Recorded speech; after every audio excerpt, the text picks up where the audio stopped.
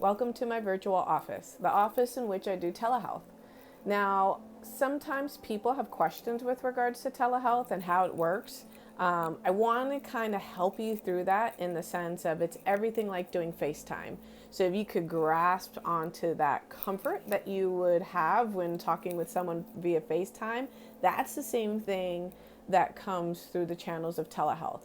However, I did want to provide you some answers to questions that I frequently get asked. Now, one of them is just most recently, I actually got asked if I'm trying to have this therapy session and maintain its privacy. How do I do that in the midst of having a household full of people? And that full of people could be your children, your teenagers, your spouse, your parents, if you have a large household like that. So it comes into how do we maintain this privacy, which is a little bit more challenging and requires a little bit more creativity than just coming into the office. But there are ways to doing it. So I want you to kind of sit with me for a second and think about it along the lines of when I'm having a conversation with someone that I want to keep private at home, I kind of navigate it in different ways, right? Because either I want to keep it private because I'm doing a surprise or because it's just adult conversation and adult business that I don't want my kids to be part of.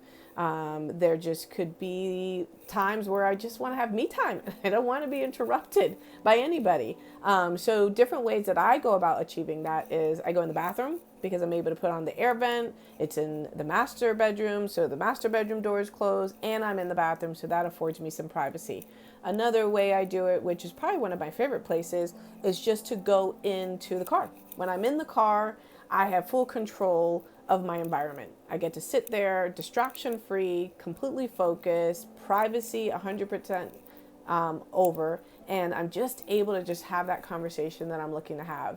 So I hope that helps when you're trying to navigate the telehealth arena in the sense of coming and doing a virtual session with your therapist, but in the same place trying to have a private conversation with your therapist.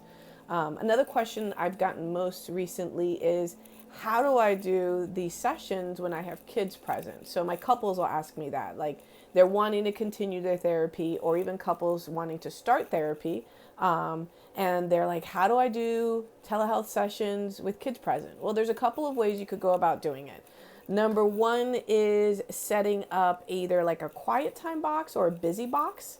So this enables you to give them that set toys or word puzzles or whatever it is during that set time. So it's kind of sets the precedent. They're like getting into a habit that when mommy and daddy take out these set of toys, that means that they need quiet time.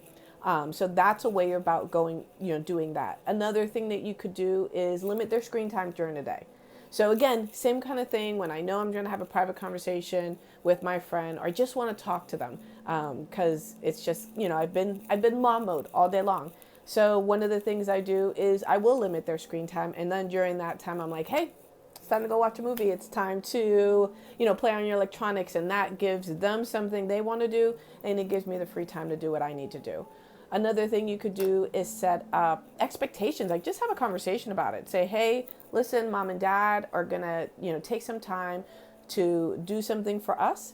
And so during this time, you're going to do your thing. You outline what it is that they're going to do, and then you put the positive and negative. So if they follow instructions and they respect your time and give you that time and space, this is what's going to happen in a positive world. And if they don't, this is what's going to happen in the negative world. So you're also putting some boundaries in place, because even if you're not separating that time to do therapy with your counselor via, the virtual world, sometimes just as couples on an everyday basis, you need that. You need that time where you could just step away from your family, the kids in a sense. And I say family because, again, there's sometimes that there are grandparents living in the house, and that you just need to have your couple time where you connect and talk and share. So just some ideas. I hope that helps. If there's any other questions that you may have with regards to telehealth and this whole process, shoot me an email so that we could go ahead and answer those questions for you to make this process as easy as possible.